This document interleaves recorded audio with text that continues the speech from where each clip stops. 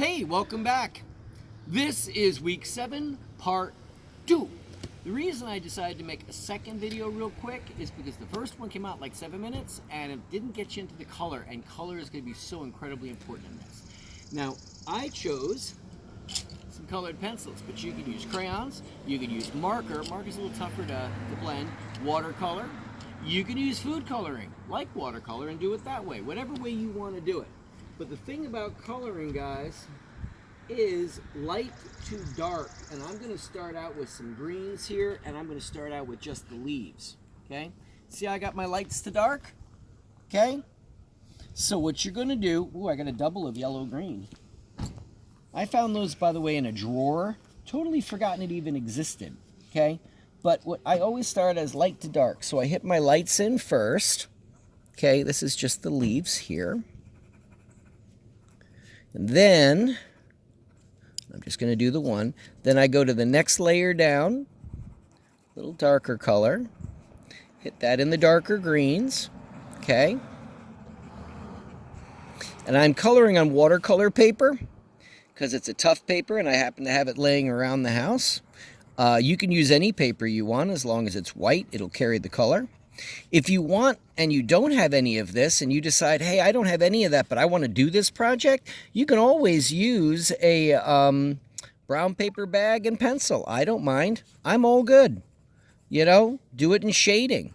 But you definitely do want to focus on which element, guys. That'd be contrast and blending. All right? So once we got that, I'm now going to do a quick flower, which again, I start from my lights to my darks. And I'm going to choose some hot colors.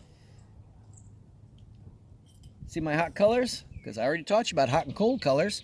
These are your hot colors. And you've already got in your mind what you want to do here. So what I'm going to do is I'm going to lay in my yellow first. And I go harder in the center and then light, light, light. And again, I'm laying it in hard toward the bottom. Softer as I work my way out. Okay, just like this. Just like this. And then we're going to go to the orange in here. And remember when we did our collage and I said always have your light pictures closest to the viewer and your dark pictures behind it when they overlap so that you get more of a pop, more of a 3D? Well, guess what? It works the same way here for the flower. Is we're going to lay in that beautiful orange. Oh, look at that sunlight. Yeah. Sunlight's bringing that color right out. Feels good. Enough of this rain. Or compared to my dad's house, 3 inches of snow. But we won't get into that. Yeah, it's kind of weird.